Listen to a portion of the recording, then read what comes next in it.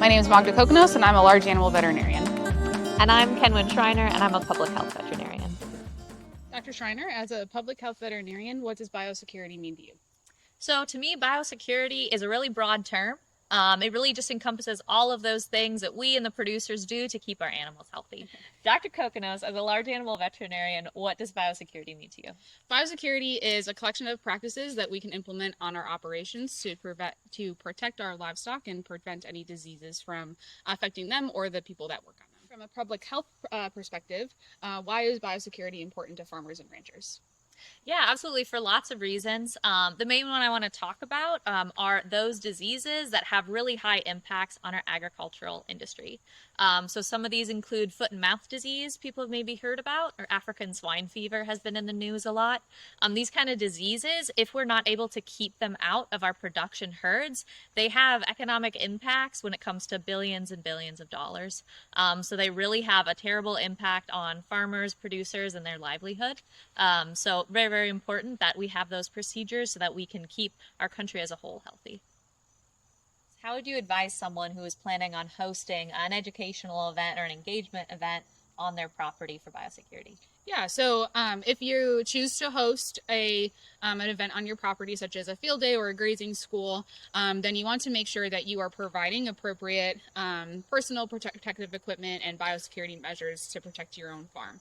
Because we can assume that a lot of the people coming onto your farm have animals of their own, and we don't want them inadvertently bringing something from their property onto yours. So this can look like boot scrub, boot covers, providing gloves if people are going to be handling your animals, and making sure that people are compliant and following your instructions, because that is just as important for them to respect your wishes. And then if you are attending somebody's field day, same goes for you. So make sure that you are utilizing boot scrubs, boot covers, hand washing, and gloves if necessary.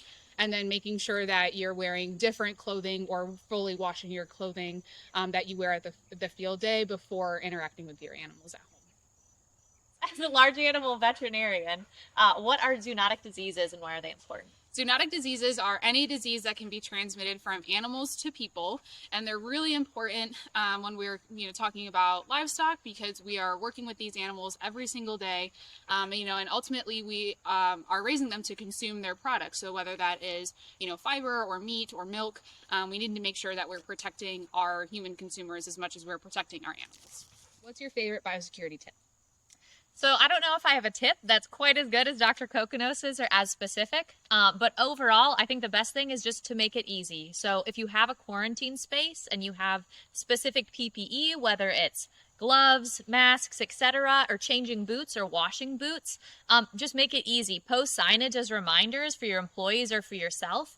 It's one thing to write a really great biosecurity plan, but if you don't make it easy and make sure that people are actually doing the plan, it's not going to have the effect you want. How can a layered approach to biosecurity improve the effectiveness of the protocols?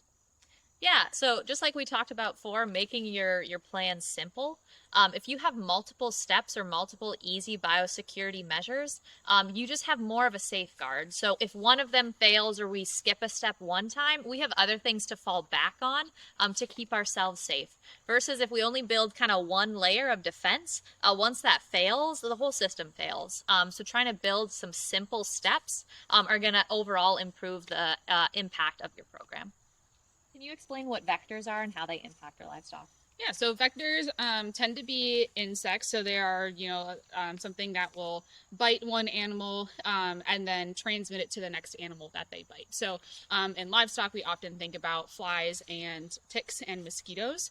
So implementing good insect control, such as, fly tags, fly spray, avoiding having any pastures by standing water, making sure our waterers are being cleaned out appropriately, are all really good ways to help manage our vector population. And then there are some vector-borne diseases that we can vaccinate against, one of them being triple E, which is something that affects lots of horses down here in the southeast. So one other way that we can implement vector control is by vaccinating against these diseases that can be fatal to our animals. My favorite biosecurity tip to share with farmers and ranchers is to quarantine new animals and then also sick animals. Animals, when you go to look at them or purchase them, they may appear healthy, but they could be carrying illnesses or diseases that your herd is not exposed to. So keeping them separate for a couple of weeks once you buy them allows them to kind of get over any illnesses that they'll break with during transport, and allows you to make sure that they are as healthy as they were when you purchased them. I would also recommend quarantining any sick animals that are coming from your herd. So that way you're pulling them apart and they're separate so they're not infecting the rest of your healthy animals. And when we talk about quarantining, we need to make sure that our quarantine space is far away from our healthy animals and that there are no areas where they can contact the rest of the herd. We want to make sure that we are washing our hands and scrubbing our boots in between taking care of the sick animals versus the healthy animals, and then also make sure that the sick or the quarantine animals are the last animals that we work with during the day. So that way you're not tracking or spreading around any of the diseases that could be potentially in their pen. Dr. Schreiner, how do you bring biosecurity home with you? Yeah, there's a couple ways I bring biosecurity home with me. So the choices I make at the grocery store, buying pasteurized milk, and also using a meat thermometer when I cook to make sure that I get it at a high enough temperature that any of the bacteria in that meat is killed, so I know it's safe to eat.